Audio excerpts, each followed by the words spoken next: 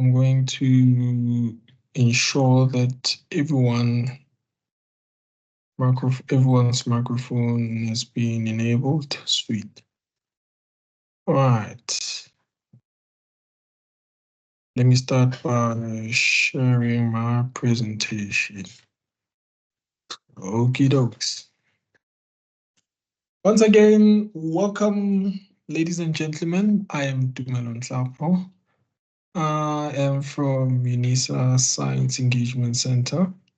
This is Robotics and Environmental Sciences, Unit 1 and Unit 2.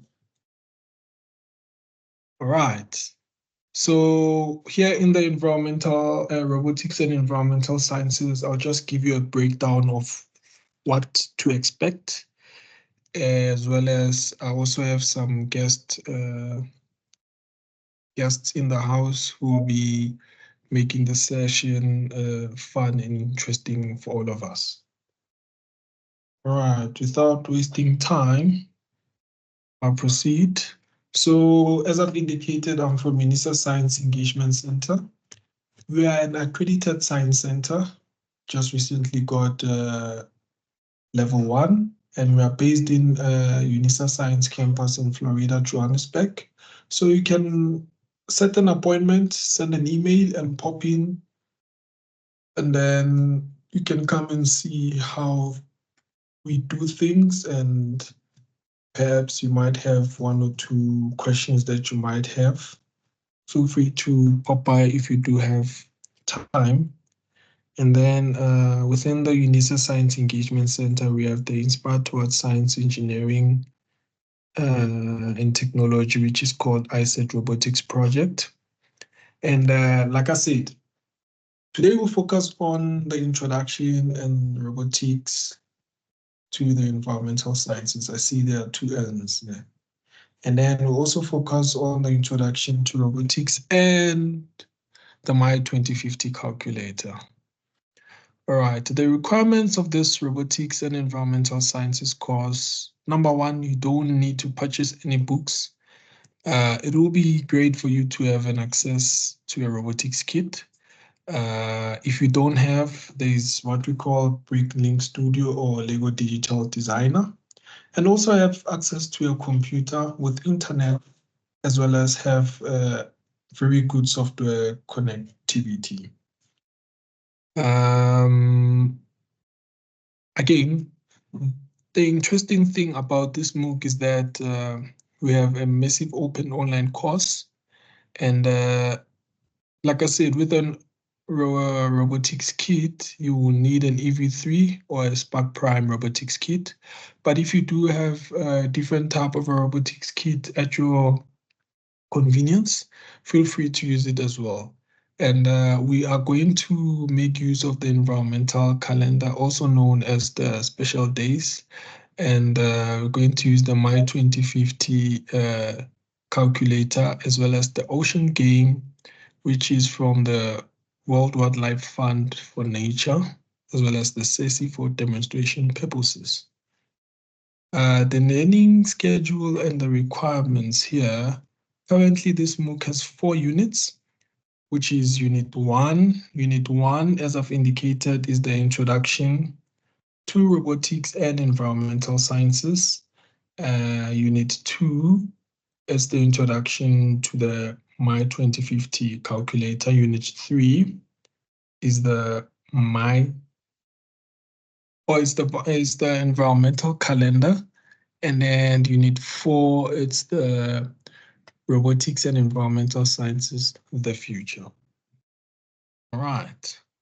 And then please pay attention to the announcements, as well as the online units in the portal as well.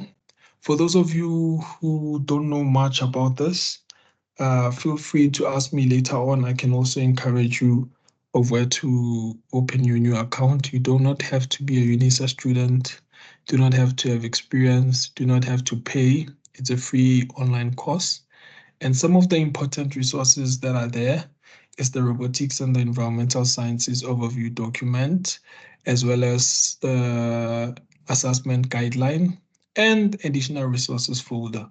So if you do have some interesting information that you feel like it will be great for us to have, feel free to send it through or share the email later on. Another thing is that the multiple choice questions there will be based on what I'll be presenting here. And you will definitely get a completion certificate once you have completed all 4 units and that mini portfolio, as well as you will be required to evaluate the massive open online course.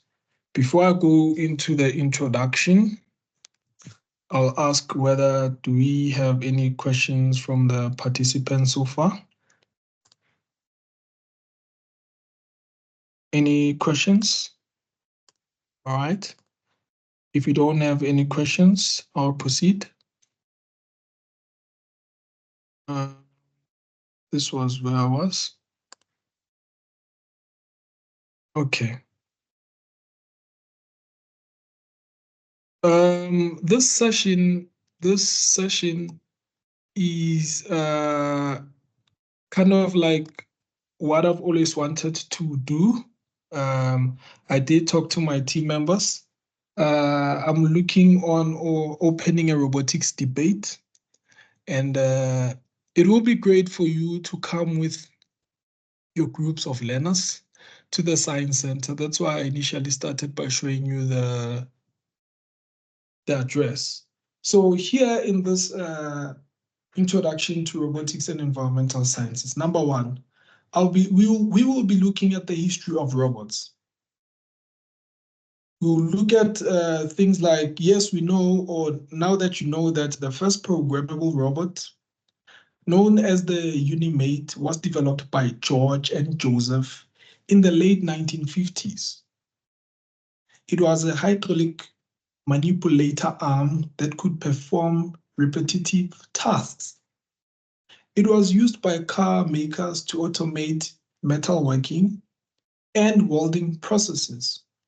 So this now gets to tell us that this robot was very effective when it comes to car makers. I'm sure now you might see in different videos that some of the robots that are being shared out there, they are more tailor-made in terms of looking how the cars are designed and constructed. So in this unit, we'll be focusing more on the history of robots and different types of robots as well. But now, looking at the second paragraph there, it says the different types of robots used in the different environmental sciences field. This can be your agricultural robots. These are your autonomous tractors, which perform other agricultural tasks without human intervention. We have your harvesting robots. These robots are designed to pick up fruits, vegetables, and other crops as well.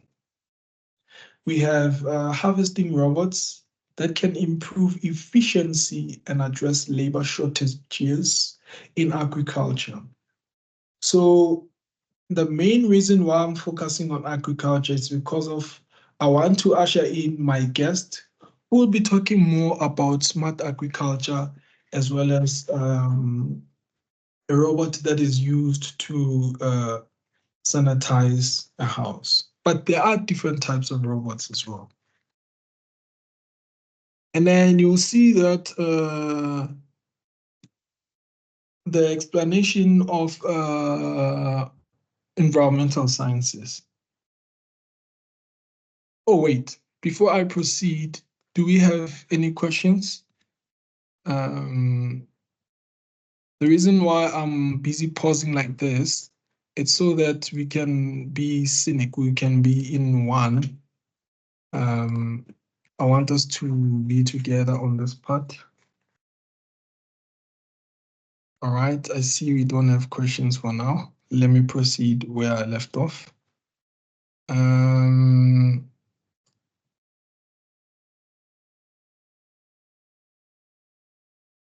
All right. So it's very important that I break things down For example, the explanation of environmental sciences. This is the field that explores the interactions between humans and the natural environment. It includes several scientific disciplines such as your ecology, biology, chemistry, physics, geography, geology, atmospheric sciences, your agriculture, to name a few. So environmental sciences is a huge field that explores interactions between humans and the natural environment. By us including robotics, this is when now we want to make things simpler for us in terms of being able to use the natural environment. Now, the design of robots are used to solve issues such as your climate change and other environmental issues. We have robots that incorporate energy efficiency, and they are energy efficient robots. These robots have different components that are energy efficient, which are very good for the environment. There are also those robots that use eco-friendly materials in the construction. For example, UJ, I think it was last year, UJ constructed a house using a robot. So you can see that these eco-friendly materials that are currently being used minimizes environmental impacts as well as reduce resource depletion. And you'll also see also with my guest, he'll be talking more about his robot. That's the reason why I came here a bit. Robots are also used when it comes to utilizing renewable energy sources. So we also have your solar panels as well as your fuel cells, which can power robots for extended periods without relying on fossil fuels. So more information on this will be shared as the sessions proceed. Now on Unit 2 here, before I continue on Unit 2, I want to go back here on this part where I was talking about the different types of robots used in the different environmental sciences. I would like to usher in Zandile so that she can interact with us and tell us more about smart agriculture. I assume, Zandile, you are here. Greetings.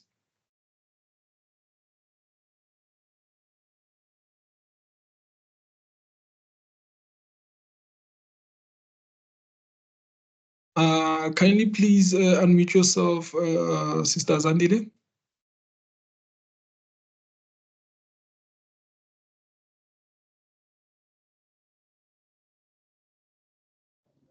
Thank you. Hello. Sorry for that. It had blanked out my unmute button. So that's why I was raising up my hand. Am I clear and audible, Dumelo?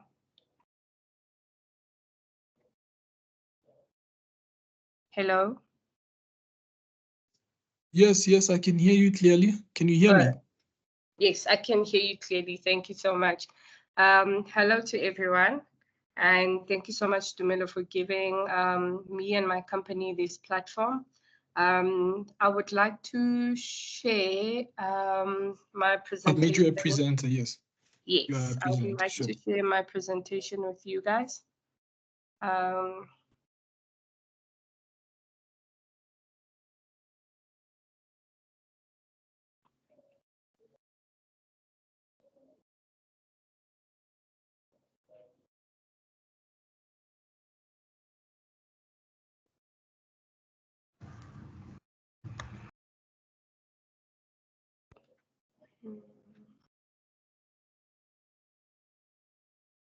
Right. Can you see my screen? Your screen, we can see it. Thank you so much. Okay, I'm not seeing what's happening on my side because now I can't navigate. Let me try to navigate. All right, well, while you're busy looking for a presentation, I would like to encourage those that are watching the recording and those that are in the session, such as you, Ms. Baloyi. I know that we normally interact every Fridays. We'll be hosting a robotics and a robotics debate. So just pay attention of what we do here.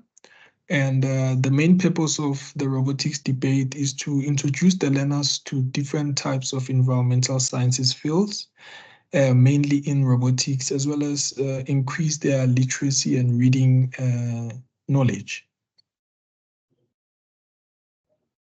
Can you be able to see it now? Yes, yes. Okay, cool. Greetings to everyone. My name is Zandile Kumalo. I am the CEO and co-founder of a company called Green Urban Farms. It's an NPC company.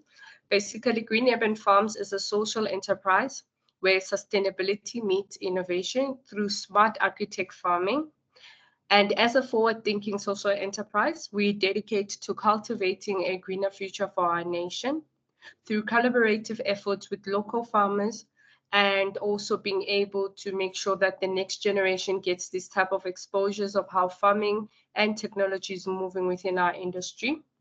So that's basically us in short, to be able to continue. So the founders of the company, I am not alone. The other founder, his name is Kaelo Moroke, and he's joined us also too. And we, in our farms, we have given exposure thus far to 14 young individuals. So these individuals are between the ages of 18 and 29. And we bring them to our farms and we host them for a year. And we're able to give them the skills of how smart farming, agriculture, and technology meets when it comes together and infuses and creates a farm. And these type of farms, how then they can be able to go back into their townships or go back into their locations, or where do they come from, and be able to try to implement them in the smarter way. Now, if we look back to try to look at how the evolution of agriculture came in, and how then did we be able to come in, and how did we see a gap, and how did we fit ourselves in this as Green Urban Farms, is that when you look at the evolution, when agriculture started back in the BCs, it was all about ancient and the digging stick. Then things started evolving into then people plowing with animals, oxes, and stallions. And therefore then it started then bringing in a little bit of technology within the farming industry, where then we would use this water wheel to be able to irrigate our grounds.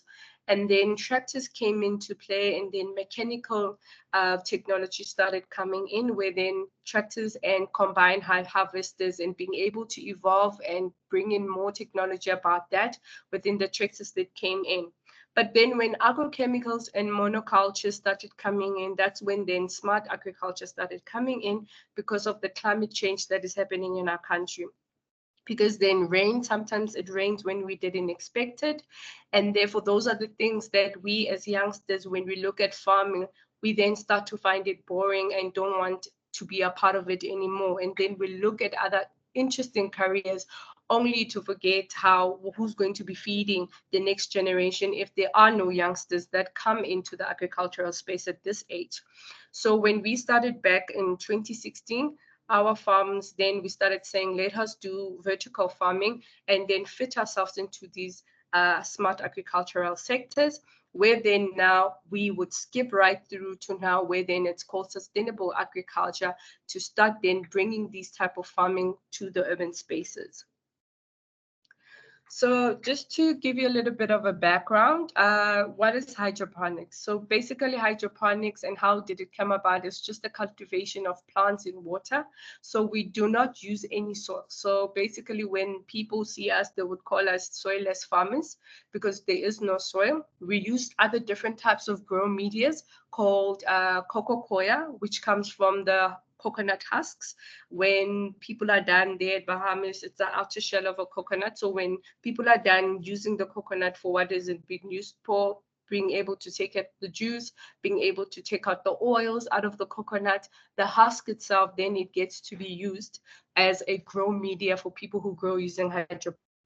Reason why we would want to use these type of grown medias of cocoa coir or cocoa peat or coconut husk. It is easier because of it comes from natural means, and it comes inert without any chemical or any ingredients inside that are added. So then we are able to then balance all the nutrients that is needed by the plants into our tanks and be able to understand what we're feeding directly into the plants. So then the technique itself is for growing plants without soil. Utilizing this technology, the roots absorbed the balanced nutrients dissolved in the water that meets all the plant development requirement. So hydro, it will come from the means of water, and ponics, it comes from the working. So when you combine together, it's working with water and making it for us to have the knowledge of hydroponics. The history of hydroponics, it all started by Dr. William F. Frederick of the University of California when he was in the laboratory. And one of the things that he asked himself is, what does the plant need for us to be able to start planting in this way? So back in the days, they used to call it nutria culture systems. And then as time went on, then they started calling it hydroponics. So now this is where the question that Dr. William F. Frederick, sorry for that, had in mind, say that what do the plants need? And as you sit down and you look, the plant only needs about the light, the right temperature, and the CO2 and carbon dioxide. So when you look at the root systems, it only needs the water, the nutrients, and the oxygen.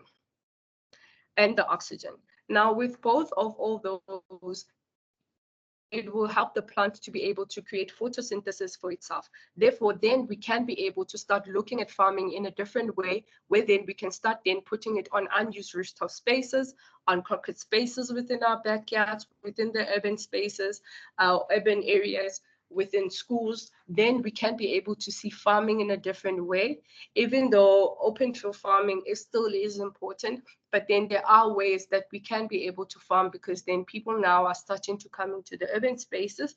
And therefore, then how do we bring food closer to the people? Through bringing farms that can be built within the urban spaces.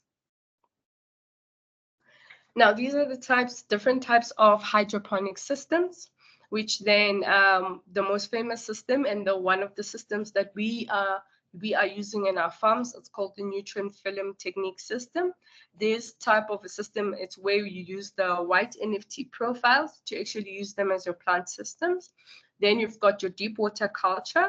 Deep water culture, or DWC, these are the types of systems that are most used by aquaponic farmers.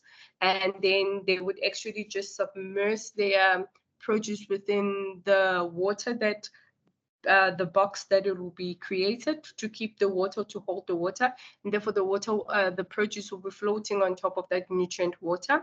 Then we've got a weak system.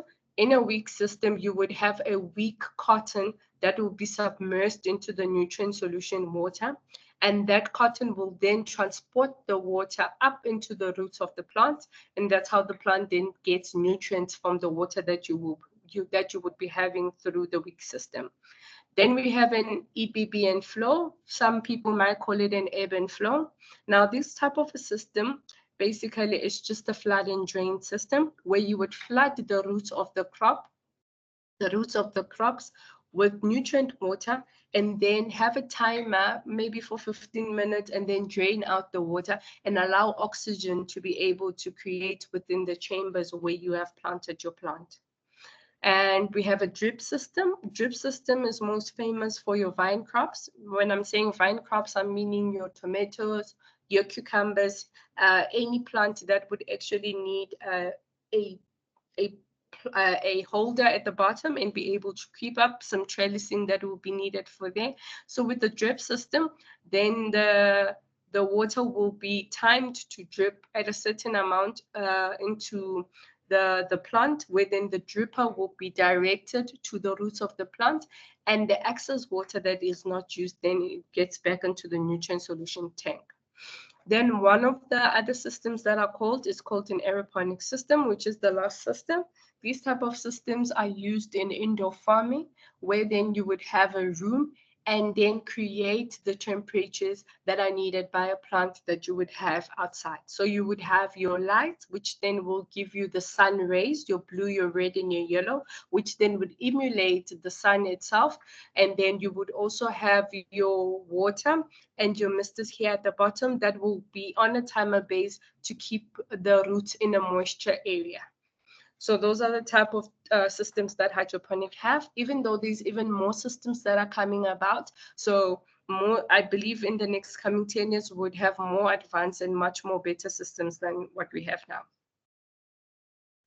I would like to say thank you. Oh, sorry for that. I'd like to say thank you. And if you'd like to know more about us and what we do, you can follow us on one of our social medias. You can be able, as you follow us on these social medias, you'll be able to see there are other handles for our companies, and you're able to know about us. So I would like to ask Tumelo, is it possible for me to play a video for them so that they can be able to see how our farms look like?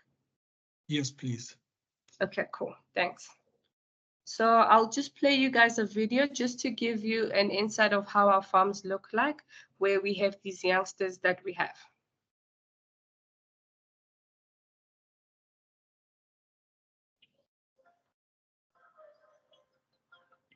I'm standing on top of a mountain. Oh, sorry.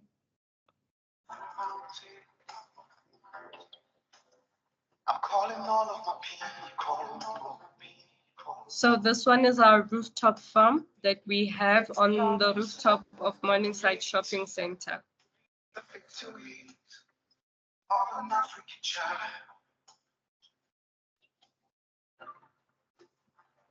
Shuffling Lord.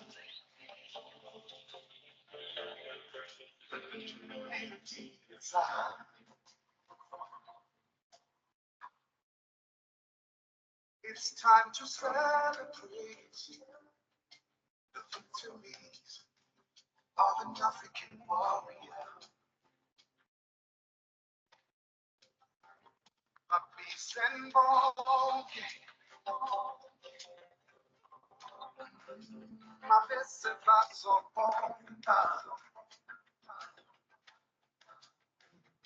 it's time to celebrate the victories. So on this rooftop farm, the type of systems that we have is the vertical system that we have. This is the grow media bed systems that we have. And therefore we are able to do our own seedlings, and we also have the NFT system.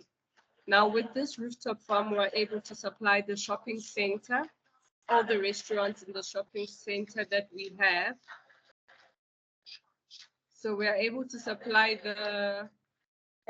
all the restaurants in our shopping center, which then allows us to have zero carbon emissions and therefore zero transportation of how we transport our produce. So we do all types of leafy greens, and also we do some tomatoes. Now this is one of our companies that we had. And here we are able to supply, we're also supplying lettuce here with our farm. And here, this farm is called the vertical system. And we have 8 frames here in our farm. So this farm can be able to put in about 7,200 plants. And the one that is on the rooftop of Morningside Shopping Center, we're able to put in about 3,600 crops. It's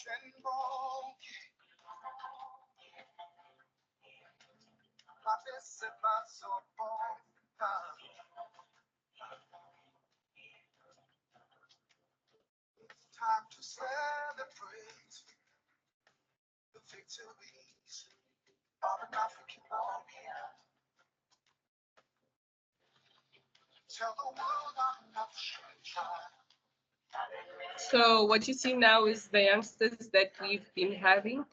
And these youngsters are able to take these skills that we give them, and they be able to take them back into their communities.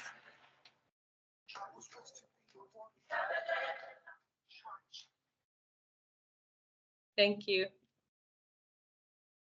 Ladies and gentlemen, as I've indicated, for those of you who have just joined us, welcome to Robotics and Environmental Sciences.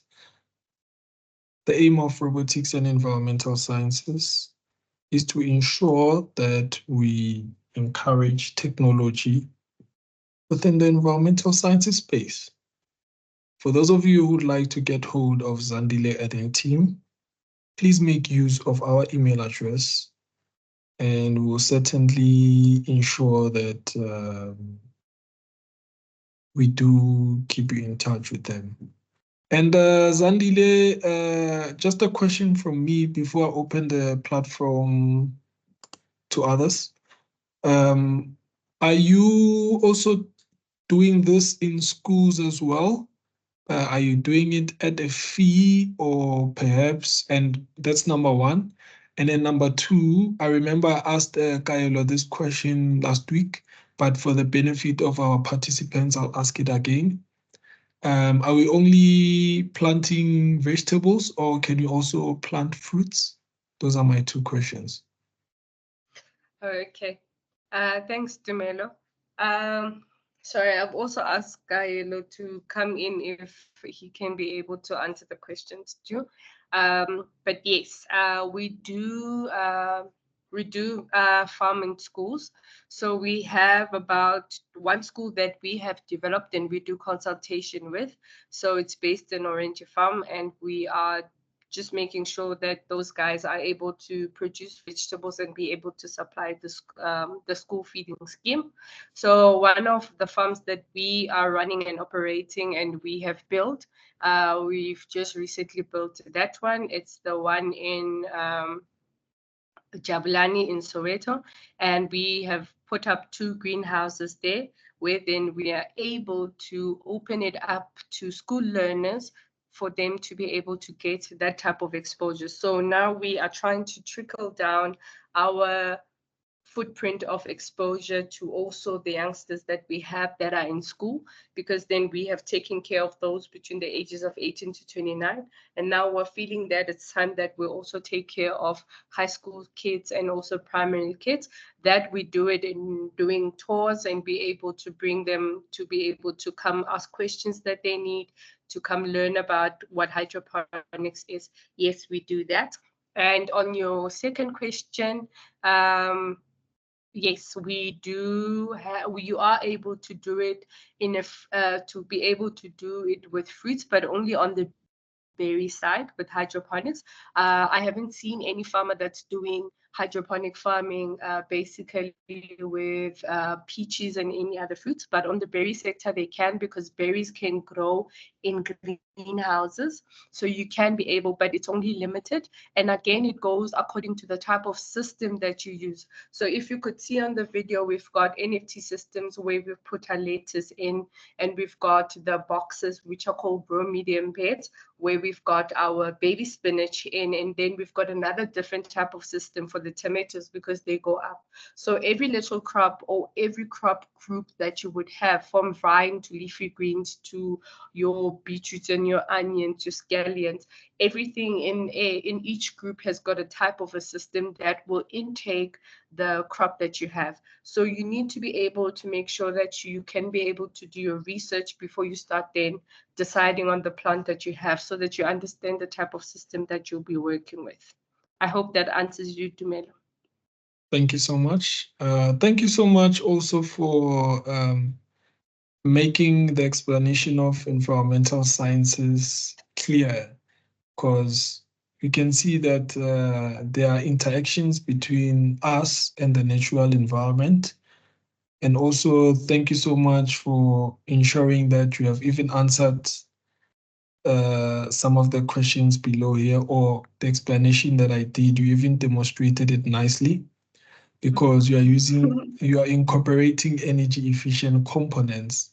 And that's something that's clear to those that couldn't understand. Do we have any other questions from the online participants before I proceed? Yes, Shadrach, go for it.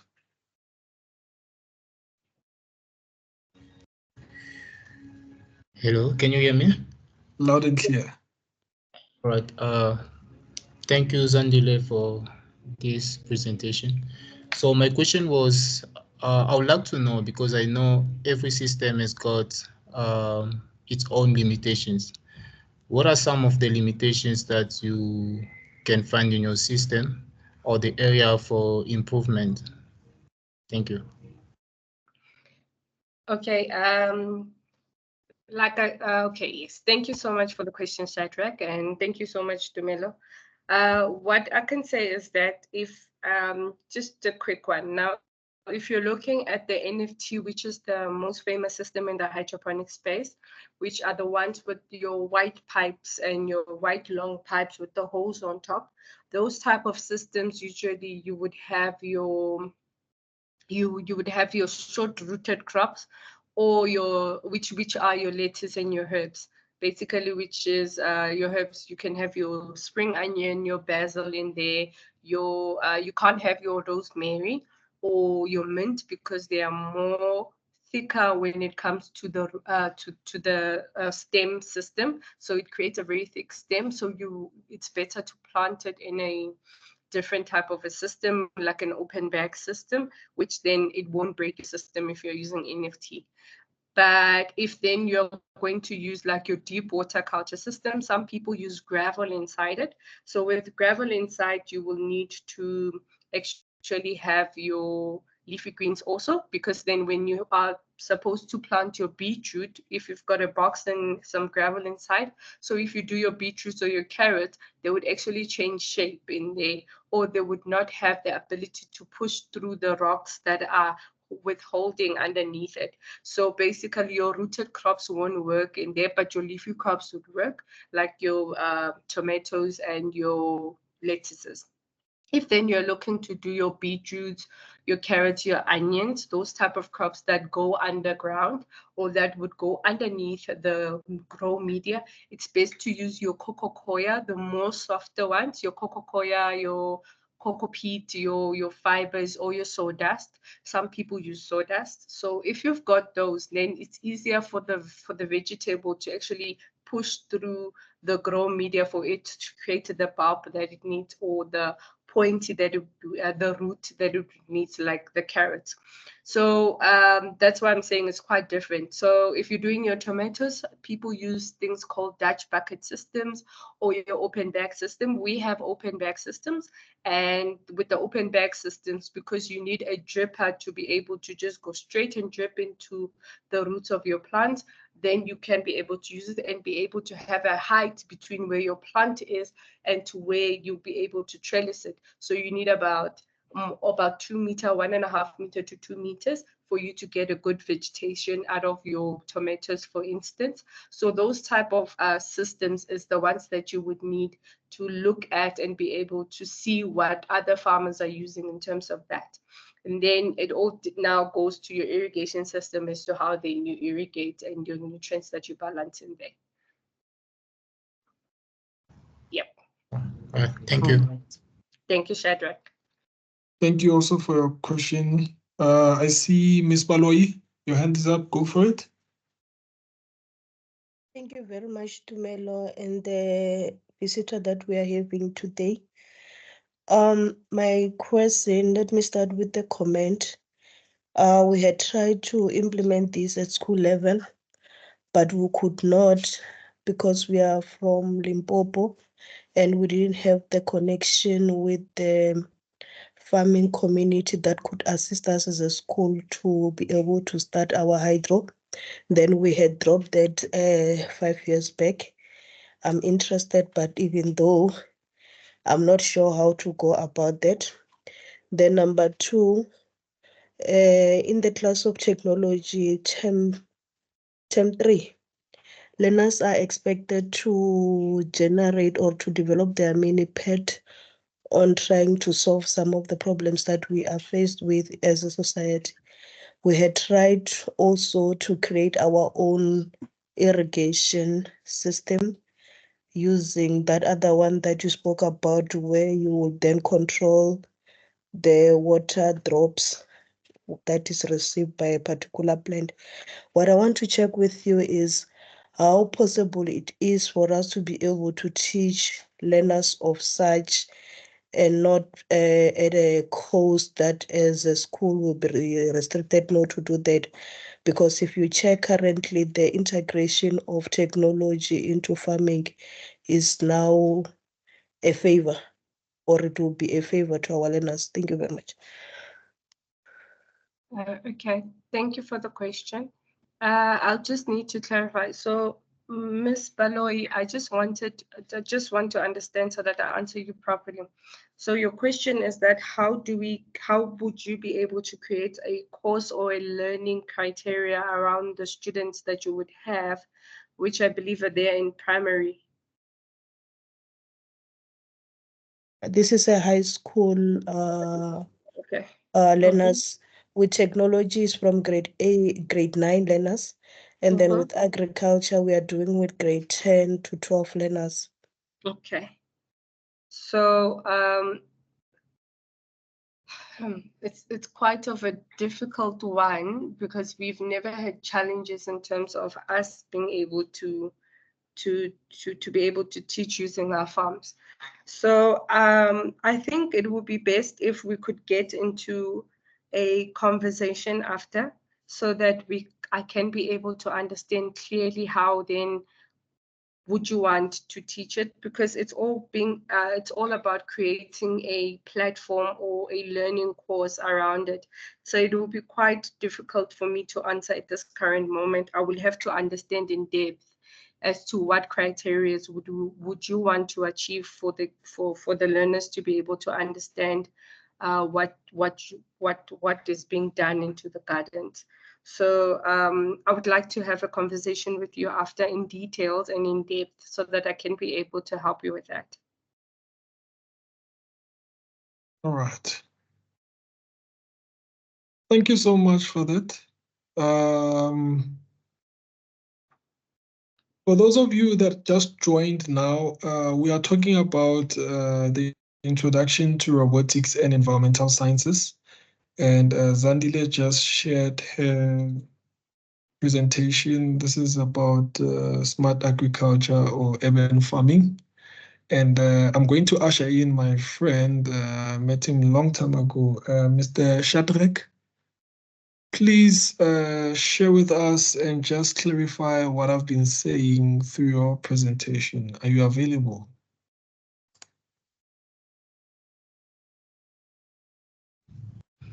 Yes. Thank you. I've also made you a presenter. And then for those that would like to ask more information, kindly please send me an email and then I'll link you with the relevant people and then we can take it from there. All right, let me just share my screen now. So while Shadrach is sharing his screen, as I've indicated, it is very important for us to acknowledge the use of technology within the environmental sciences field. This is not limited to agriculture, but in different types of the space. For example, what Shadrach will be sharing with us here, this is a robot that was used during the COVID-19. I think this robot was encouraged by COVID-19. And without wasting time, I'll hand over to Shadrach and then we'll take it from there. Over to you, Shadrach. Thank you very much, Mr. Tumelo. Thank you once again for inviting us. My name is Shadrach, as Mr. Tumelo was saying. So I'll be presenting about a project which is still a work in progress, as he was just explaining. My name is Shadrach Imani.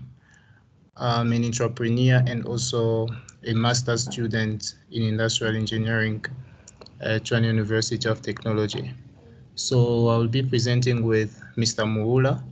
I'll just give him a few seconds for him to tell us a little bit about himself, then I'm going to proceed. Mr. Muhula, I don't know if you are still there. Yes, I'm here. All right. As Shadrach was saying, my name is Elize Murula, and I'm a robotic engineer and also a software engineer and entrepreneur. And yeah, I'll be presenting for a very short time, like Shadrach said, concerning this robot. Thanks. All right. Thank you, Mr. Mula. As Mr. Tumelo was explaining, so the idea, just to give you a background about this project, so it's all started during the COVID-19. So we all remember what happened during the COVID-19. So many people were asking themselves a lot of questions. Many people were living in fear, and unfortunately, there are people who lost their loved ones. So yes, we're also asking ourselves a lot of questions, but on top of that, being entrepreneurs and engineers, so my friend and I, we're also asking ourselves, what could be our contribution in order to solve these challenges? And also then we decided to invest in research and learning more about the pandemic and what could be our contributions. So based on the results after doing a lot of research during the lockdown period, so we came up with this conclusion. So it was discovered that the UV light is a powerful tool when it comes to dealing with any viruses. So it can kill actually any viruses at 99%, including the COVID. And that was really a breakthrough toward our research, because it's been also approved by so many researchers how the UV light can be very powerful and useful in dealing with the COVID-19. Then we decided to work on this and see what product can we come up with, a UV-led product that can we come up with in dealing with the COVID-19. Then we decided to design a robot. Why? Because as most of us may know that the UV light is really harmful to the human being. So once you come across the UV light, it can affect your eyes or even your skin. So which is why we didn't want to just come up with any type of product, and we decided to design a robot, because a robot can perform tasks which are very dangerous for a human being. So that was the motivation beyond the robot, designing a UV-led robot. And also during our conceptual design, while we're still ideating around the product that we'll be working on, we were also aware, because one may ask, like, now we're no longer during the COVID-19. So what is the use? How useful is this robot? That would be a very good question. So we thought about it from the beginning of the project while we're still ideating. So we try to identify other problems that may be similar to the COVID-19, so that we can just give more values or increase the usefulness of the robot that we designing. So a similar problem that we could identify was in the pest control environment. From the picture that you can see, I don't know if you are aware that the people who are in the pest control environment, the workers, they are more exposed to the chemicals. And as you can see from the picture, they are not really well equipped in terms of wearing the personal protective equipment. So that's, in a long run, by doing that, it can affect their health, and also it can lead to cancer as well as other dangerous diseases or chronic diseases. So which also led us to think about what if we could design a pest control robot. And the second thing as well, from the other picture you could see in the hospital, so the disinfection process in the hospital, it takes place like every day, once or twice a day, because the health environment is really exposed to so many bacteria, and most of these processes are being done manually, just like you could see from that on that picture. So then we were saying, like, okay, even after the COVID-19, the people who are working in the earth environment can still be exposed to various danger and exposed to various bacteria as well. So in conclusion, just to give you the background, then we decided to make our robot not just a disinfecting robot, but to make it as well a pest control robot. So let me just give you an overview about this robot. As I was saying, it's a UV LED module. So the robot uses the UV light, software and sensor based, motion detection. Motion detection simply means like it's an automated robot. So you control it by using your remote and your computer as well. So it is able by making use of sensors to detect any obstacle around. Remember when the robot is disinfecting the area, there are so many things that are around like tables, chairs. So the robot is able to automatically detect those and then escape from that. 360-degree coverage, that's the UV light, and also obstacle detection. Motion detection simply means that remember, as I was saying during my introduction, that the UV light can be harmful to the human being. So what we have done, we've incorporated a system where, or the sensors whereby when the robot is disinfecting the area, so if it happened that someone comes inside the room where the robot is being operational, so the robot is able to detect the presence of the human being. I don't know if you've seen those, the automated doors that we all have in our malls or in our schools. Those are exactly the sensors that we're using in this robot as well. So whereby once the human being enters in that room, the robot will just shut off automatically. And if the person move away, then the robot will continue with its normal processes. What's unique about this robot, and I can, just for your information, this is not the first disinfecting robot. So there are already some are being manufactured in China, but it's still a new technology. So what makes this one unique? So the first thing that makes this one unique is that it is able to be used to be utilized as a disinfecting robot and a pest control. So you can use it as a disinfecting robot, and also you can use it as a pest control robot. So this is what like makes it unique. And so far we have not found any robot that can perform both tasks.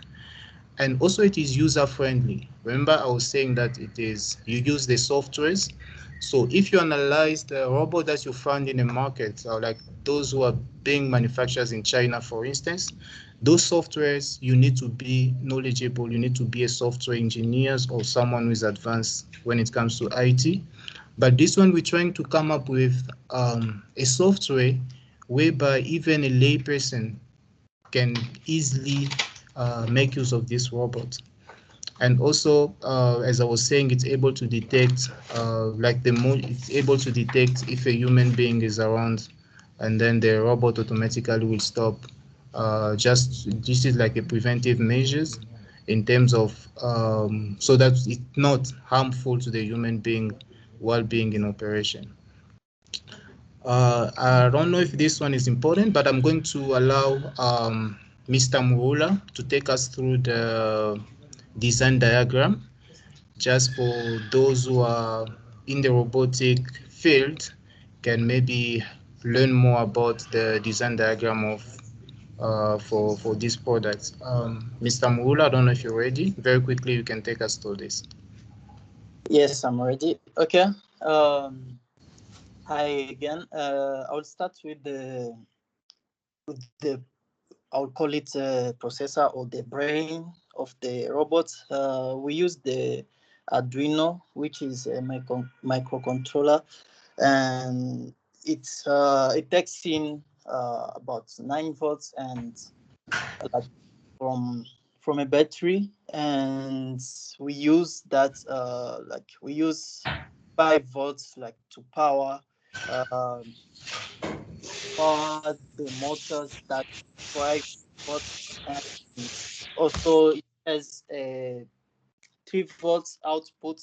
All of them are DC, and the 3 volts outputs. It's used to power the sensors and other equipment that cannot take the 5 volts current. So what we have here, we have the cameras. The camera, like to see, like you need to see where the robot is at, and we have sensors, ultrasonic sensors, especially it's for to detect obstacles. That's the main use of them. And we also have the UV lights. Yes, that's just like my colleague said, the UV lights used to disinfect a room. And we have the PIR sensor, which is a passive infrared sensor. It's the sensor mainly used to detect a human being, like because human being, our bodies like have a heat signature that the PIR sensor is able to detect. So in that way, the robots will know this one is a human being or even an animal and not an object. Yeah. And besides that, we have for pest control, we equipped it with a mini pump, just like a water pump that you can have, and also it will be having a tank like to hold like the chemicals that will be used for pest control. Yes, and I don't think okay, for these arrows, small arrows that you see, it's just to show how the data flow and current flow flow from the Arduino and like to the different components. But I think in the future, as we said, like this is still a work in progress.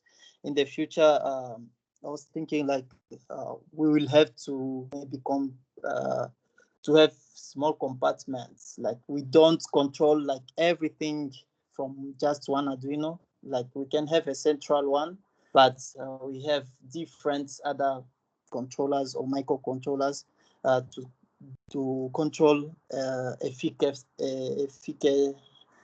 in a more efficient way. I mean, in a more efficient way, the robots, and have just a central one just that focuses on some few tasks, so that the robots cannot be very much limited.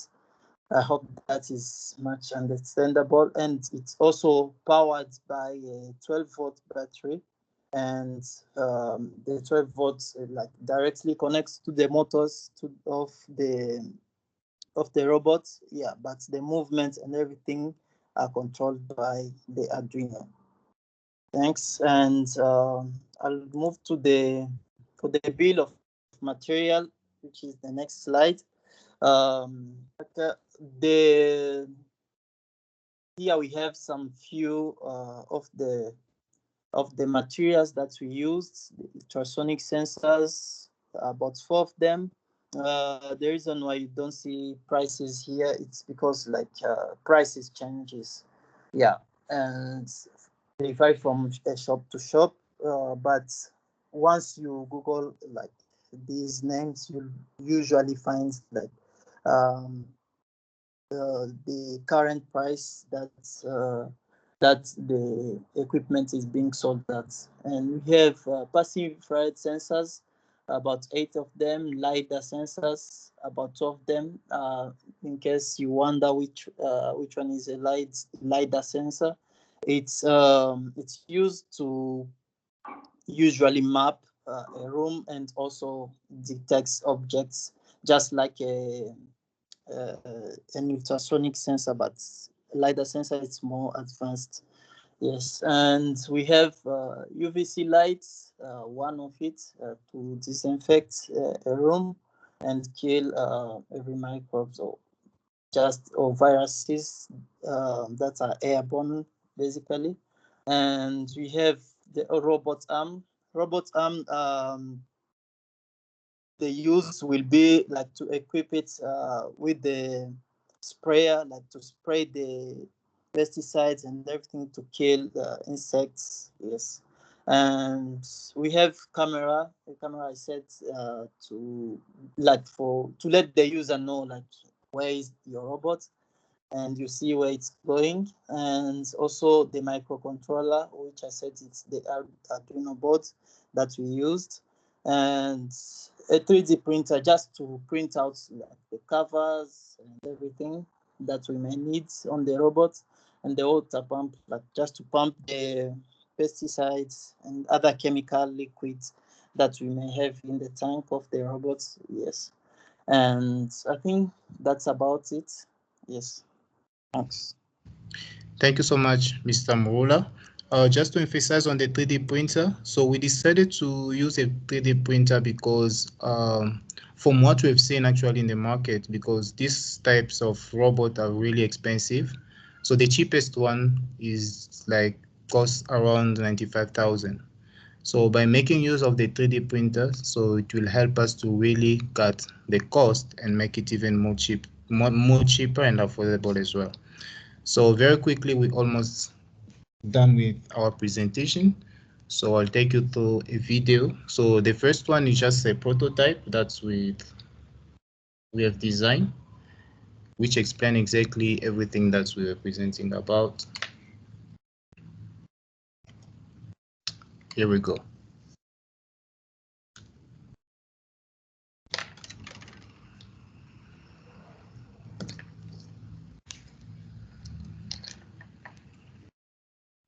As you can see there, it's spraying. So those are the for pest control. And then you've got a UV light there.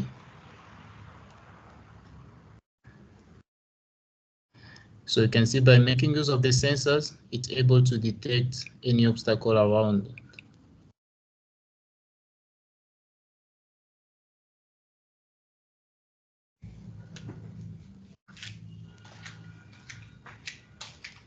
Then it is the software that we're using. And then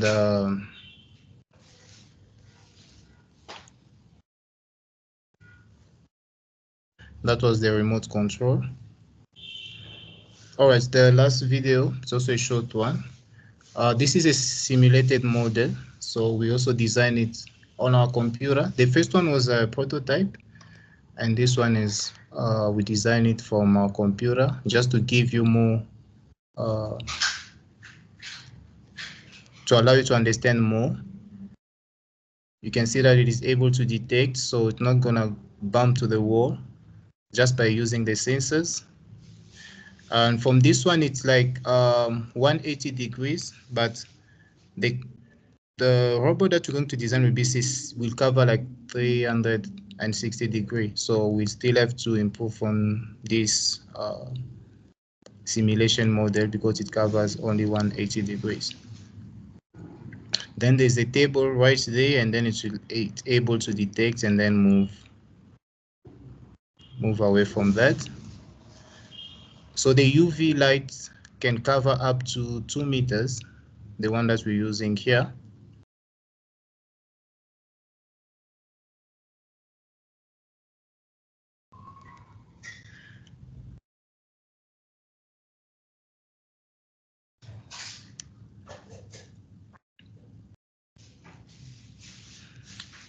With this, we can see that there's no need for someone to disinfect the area manually. So you can be standing outside, and see. You can see at the corner here, there's a camera there. From your camera, you'll be seeing everything. So right there at the corner, so you're seeing everything. So you're not supposed to be in the room because of the UV light, which can be harmful to you. So you can be standing outside and then monitoring everything. So this makes even the disinfection process easier, faster, and also more safe as well.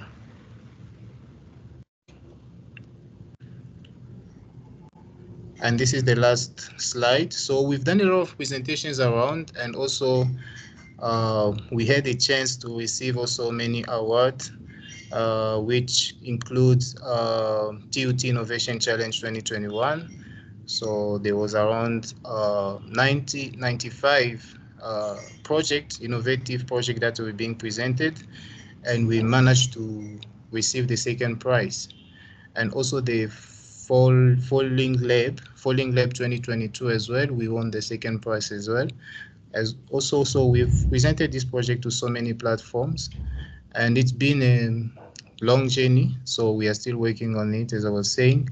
And in concluding, I would say that everything started by the COVID-19, as I was saying. So as engineers, entrepreneurs, so whatever field that you find yourself, so any challenge that you find yourself in, so could be also an opportunity for you to improve lives or to save lives or even empower the communities around. So the COVID-19 was not just an opportunity for us to complain or to live in fear and then asking ourselves so many questions, but it's also an opportunity for us to try to challenge ourselves and come up with a solution.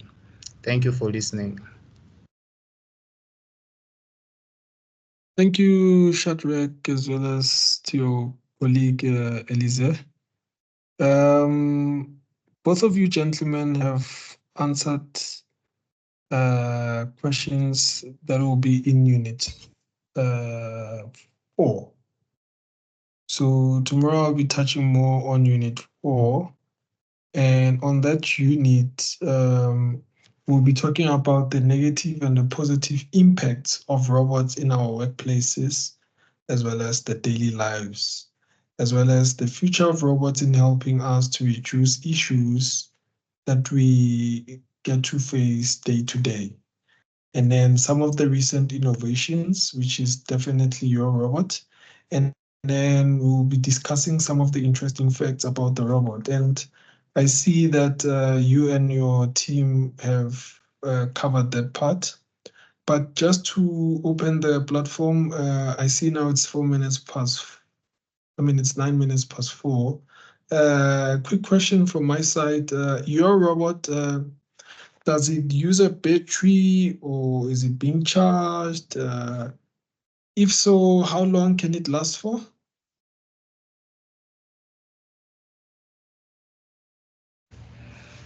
All right, thank you for your question. You charge it actually, so it's using the batteries, and it can last for more than 24 hours. So maximum is 2 days. But also that will depend on the capacity of the batteries that we're using. It's also one of the area that we're working on if we can improve on that. But the minimum that can last is 24, like more than 24 hours. All right.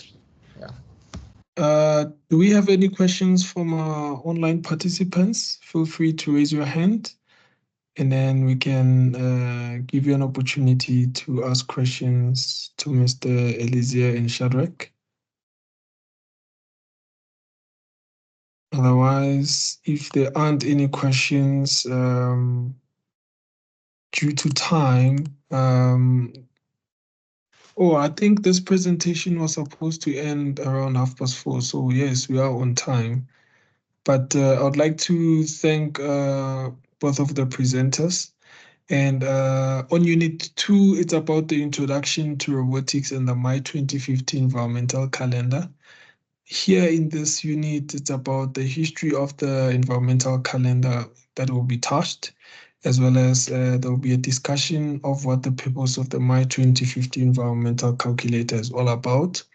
And then we will be explaining different ways of how to use the My 2015 environmental calculator using robotics as well as debating. And that is the link. So I think on this part, it will be touched more on the upcoming online session that might be held next month.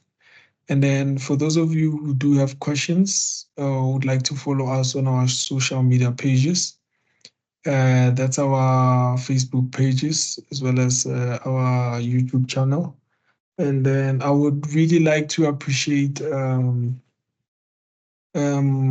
all of you for being part of this session.